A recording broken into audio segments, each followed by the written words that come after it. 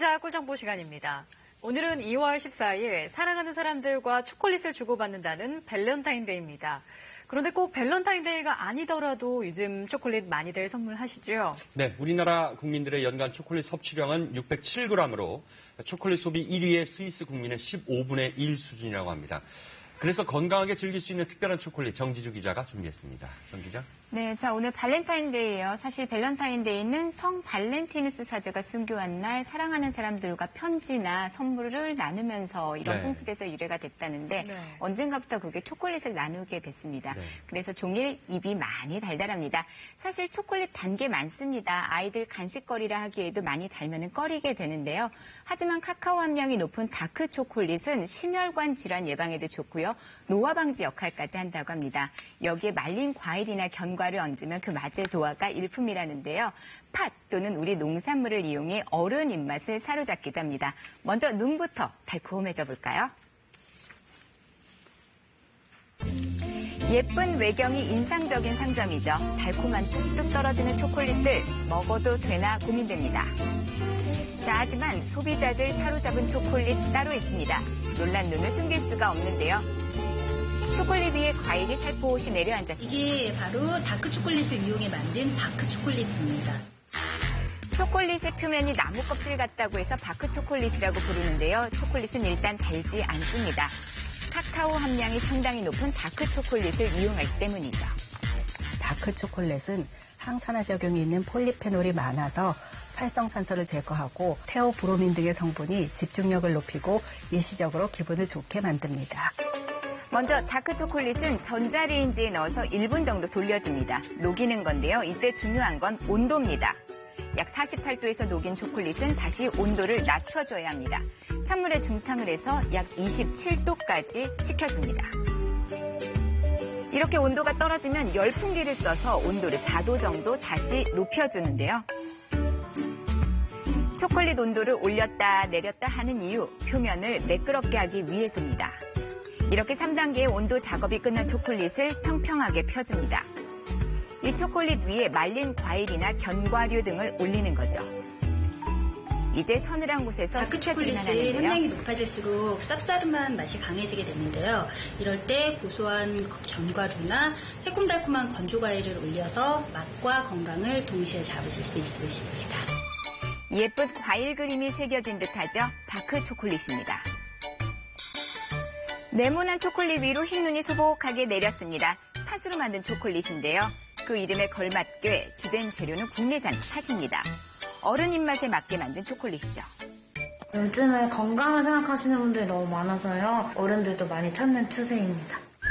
팥 초콜릿 만들기 1단계. 먼저 깨끗하게 팥부터 씻어줍니다.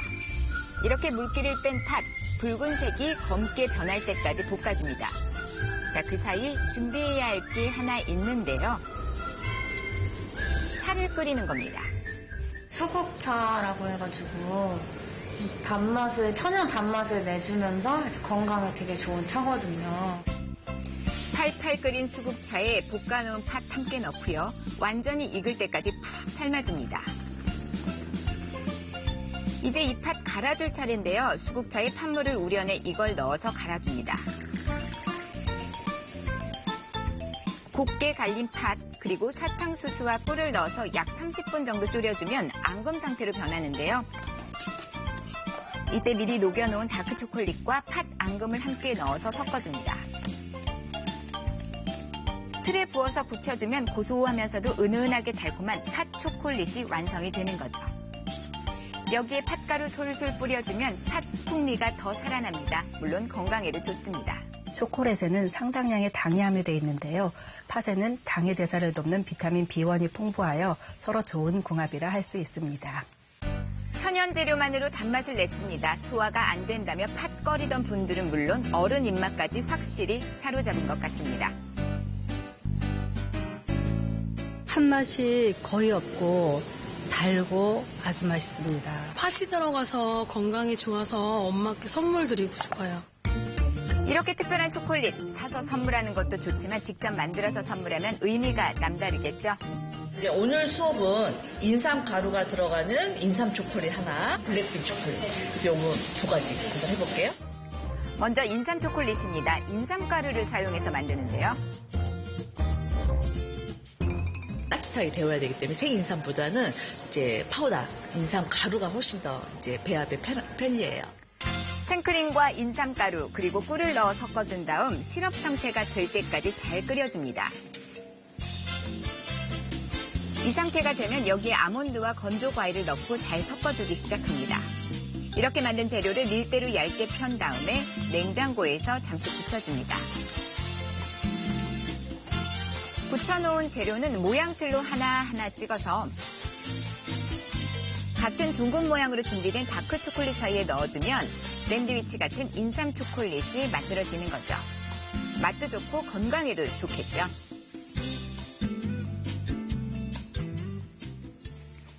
이번에는 검은콘 초콜릿을 만들어 봅니다. 화이트 초콜릿과 다크 초콜릿을 각각 중탕으로 녹여서 준비를 해주고요. 우선 잘 녹은 다크 초콜릿을 초콜릿 틀에 부어줍니다. 이렇게 한 다음 준비할 가루가 있는데요. 이거는 검은 콩과 검은 깨를 갈아서 만든 가루인데요.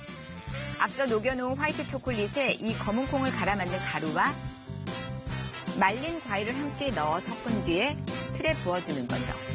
마지막으로 화이트 초콜릿까지 부어주면 삼색으로 멋과 맛을 낸 검은콩 초콜릿이 완성됩니다. 직접 만들었기 때문에 그 의미가 더 남다를 것 같은데요. 제가 직접 만드니까 보람도 있고 확실히 이제 믿을 수 있는 재료로 한 거니까 건강에도 좋을 것 같아요. 맛은 기본, 건강까지 사로잡은 일석이조의 건강 초콜릿. 사랑하는 사람에게 건강까지 담아 선물해보는 것도 좋을 것 같습니다.